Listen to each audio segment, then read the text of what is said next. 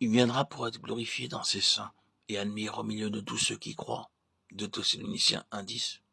Je suis crucifié avec Christ et je vis non plus moi, mais c'est Christ qui vit en moi. Galates 2:20. Dans la partie de sa lettre aux Galates où Paul résume les débuts de son apostolat, il écrit ces paroles qui semblent rester incomprises de beaucoup. Lorsqu'il plut à Dieu de révéler son Fils en moi, aux Colossiens, il annonce le mystère caché durant tous les siècles passés que Dieu a maintenant manifesté à ses enfants pour faire connaître parmi les nations les richesses de la gloire de ce mystère qui est Christ en nous, l'espérance de la gloire. Colossiens 1, 26, 27. Christ en nous. Nous touchons ici au résultat ultime de la croix. Si nous sommes crucifiés avec Christ, c'est pour que celui qui est ressuscité vive en nous.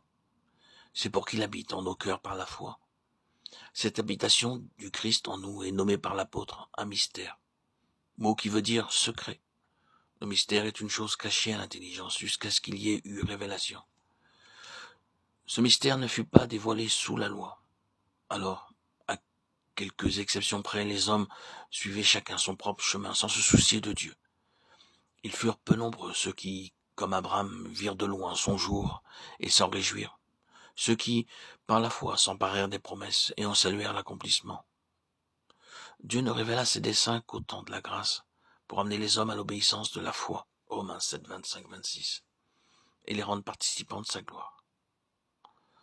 L'apôtre souhaite ardemment que ses auditeurs soient aussi enrichis d'une pleine certitude de l'intelligence pour connaître le mystère, Colossiens 2, 2, qui lui a été révélé, Éphésiens 3, 3. C'est que Dieu appelle toutes les nations à participer aux richesses qui sont en Christ.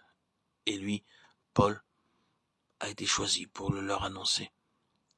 C'est par un effet de la grâce qu'il a été appelé pour porter la lumière, afin que chacun comprenne à son tour le mystère, devienne aussi l'un de ses messagers, et que la sagesse de Dieu infiniment diverse soit manifestée par l'Église aux dominations et aux puissances, qui dans les lieux célestes surveillent les interventions de Dieu en faveur d'une création déchue. L'apôtre a reçu cette révélation de Christ, en lui, pour qu'il l'annonce, écrit-il aux Galates. Et il fait précéder sa déclaration, Christ vit en moi, de cet autre. J'ai été crucifié avec Christ, montrant par là que la révélation du mystère, Christ en nous, est liée à notre union avec lui en sa mort.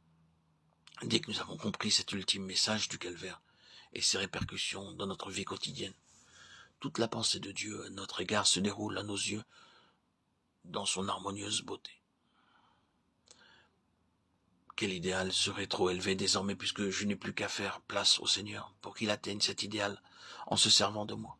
Quel ordre pourrait être au-dessus des forces du serviteur puisque le Christ lui communique sagesse, puissance et toutes les forces nécessaires aussi longtemps qu'il reste crucifié avec son Sauveur.